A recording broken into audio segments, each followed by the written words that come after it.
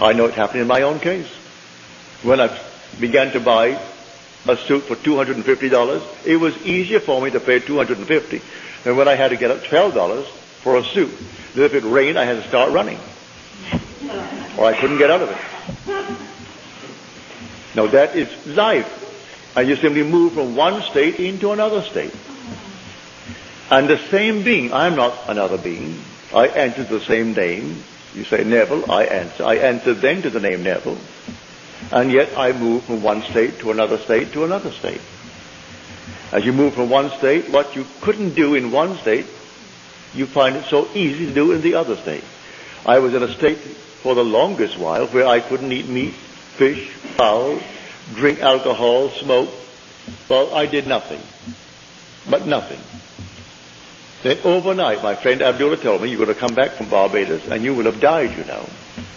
I said, I will die? He said, I don't mean that you're going to die and be buried in Barbados or buried at sea, but you will have died. All the things you haven't done in 7 years, you will be doing before you get back. Do you know he was true? And I couldn't tell you how it happened. I couldn't tell you how it happened. It just happened.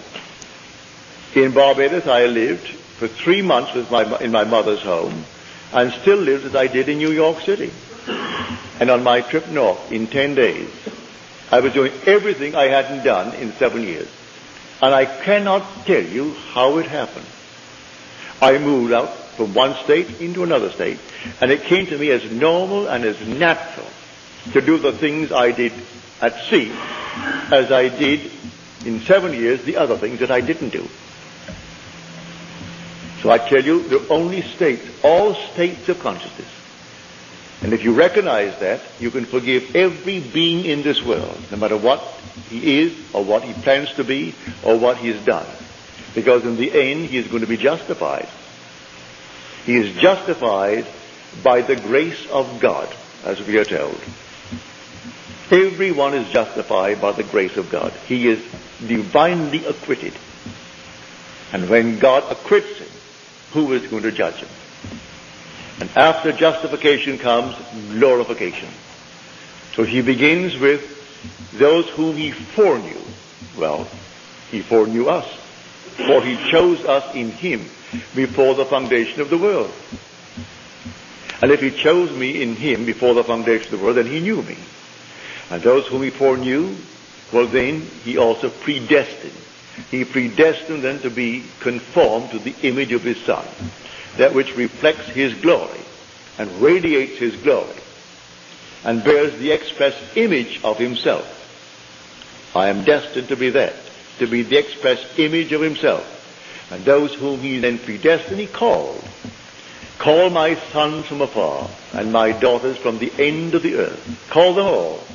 And he's calling us one by one by one, for we are so altogether unique. He can't call us in pairs. Call us one by one. And those whom he called, he also justified. And those whom he justified, he also glorified. So you are destined to be glorified with God, as God. And it will not in any way be stopped by anyone. So let no one frighten you. From the pulpits of the world, every Sunday morning, they try to scare the people to death, set themselves up as the criterion of what people ought to be. In other words, look at me, they will say, and follow me. This son of a very prominent evangelist across the country. He's in Barbados, he's in all the West Indies, he's all over Europe. Someone in Denmark wrote me 3 letters recently, asking what I think of him. Well, I did not respond.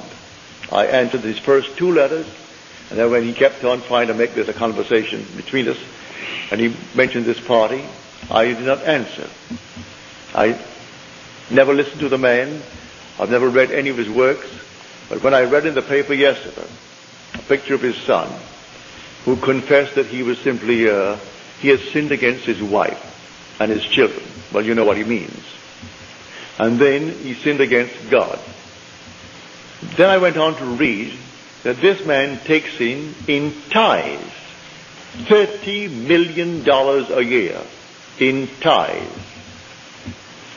He tells them how they're serving God when they send him money and taking in $30 million tax-free.